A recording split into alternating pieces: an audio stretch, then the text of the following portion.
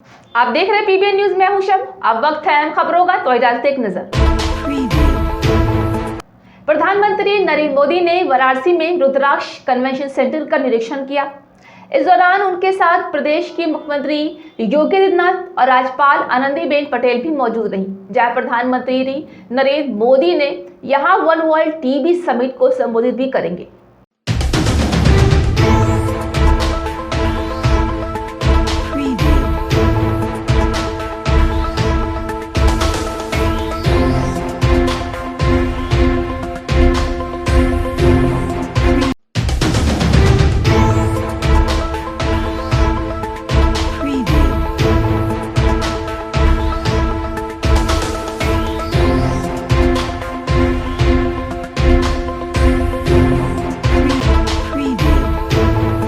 जम्मू कश्मीर के उपराज्यपाल मनोज सिन्हा ग्वालियर में राष्ट्रपिता गांधी जी के अपने एक बयान को लेकर सुर्खियों में छा गए। उन्होंने कहा है कि ये भ्रांति है कि गांधी जी के पास कानून की डिग्री थी। उनके पास एक भी विश्वविद्यालय की डिग्री नहीं थी। उनकी एकमात्र योग्यता हाई स्कूल डिप्लोमा थी। उन्होंने कानून का अभ्यास करने की योग्यता प्राप्त की।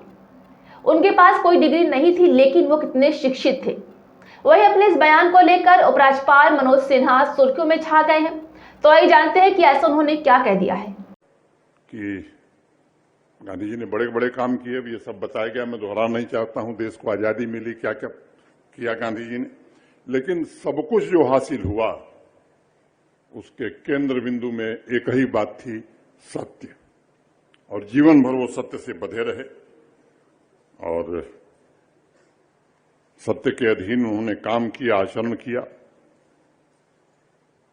उनके जीवन के हर पहलू को जांचिए आप, इसके अलावा और कुछ नहीं था उनके जीवन में। जितनी चुनौतियां आई, जितनी परीक्षाएं आई, सत्य कभी नहीं त्यागा और महात्मा गांधी अंतर्ध्वनि को पहचान लिए।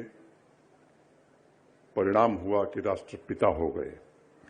एक और चीज मैं आपसे कहना चाहता हूं, शायद कम लोगों को मालूम है, देश में अनेक लोगों को, पढ़े लिखे लोगों को भ्रांति है कि गांधी जी के पास लॉ डिग्री थी। गांधी जी के पास कोई डिग्री नहीं थी। अभी मैं बताऊंगा, कुछ लोग मंच पर भी प्रतिकार करेंगे, लेकिन मैं तथ्यों के साथ आगे बात करूंगा।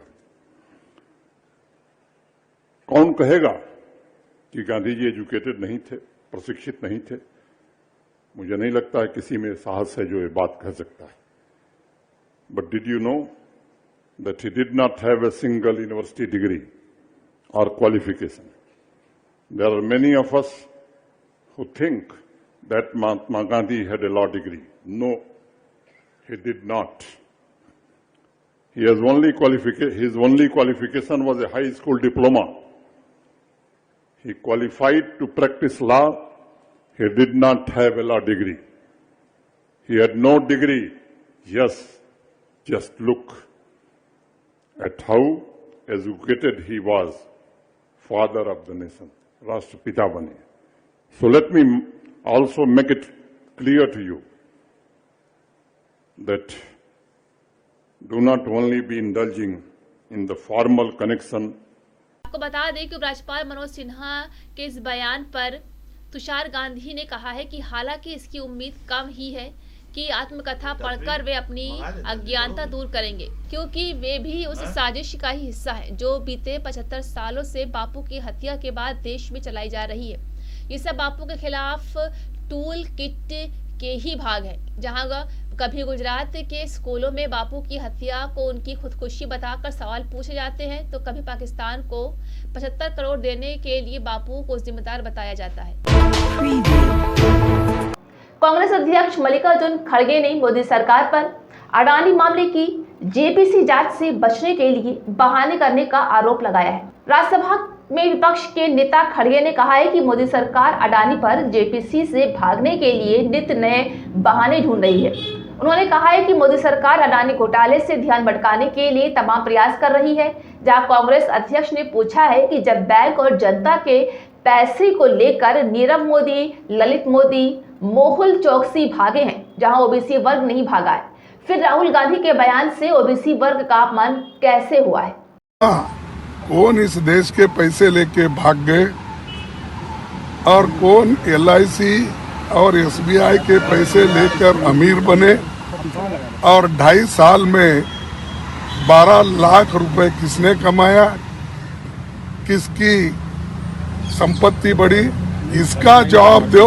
हम इसकी कोशिश कर रहे हैं, आप मुद्दे को भटकाने की कोशिश कर रहे हैं। और बैकवर्ड क्लास का इंसल्ट, कांग्रेस पार्टी ने जो बैकवर्ड के लिए, शेड्यूल कास्ट के लिए, माइनॉरिटीज के लिए एक हमेशा उनके साथ खड़ी हुई है, उनके साथ लड़ी है।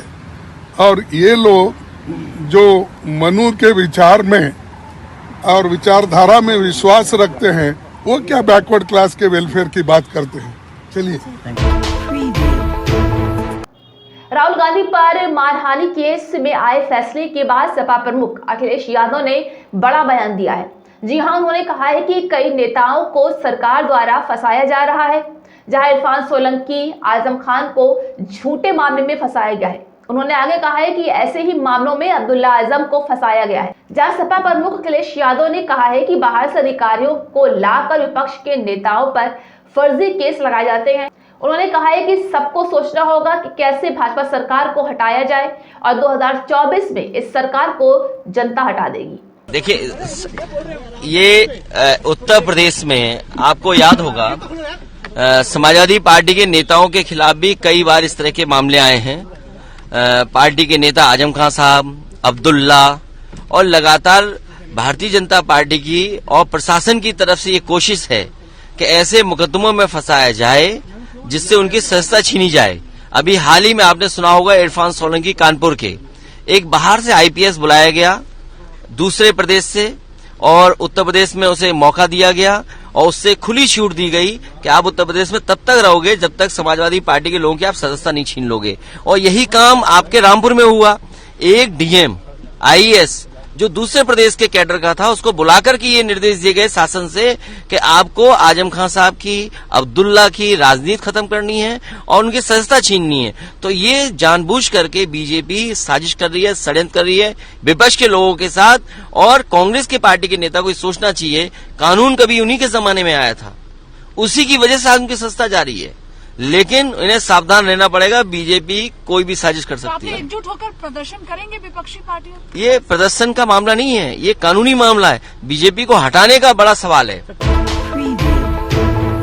अमरोहा में घटिया सामग्री से बन रही है निर्माणाधीन सड़क, जहां ग्रामीणों ने निर्माण कार्य रोकने की मांग की है। बता दें कि ठेकेदार पर घटिया सामग्री इस्तेमाल करने का आरोप लगाया गया है। जहां मानक के अनुरूप नहीं बनाई जा रही है सड़क, वहीं गांव आलीपुर के लोगों ने इसका प्रदर्शन किया है। जहां अमरोहा के नौगवा सादात क्षेत्र का ये मामला है। रोड बन गई, यो बन गई, आप पहनना चाहते हो कुछ?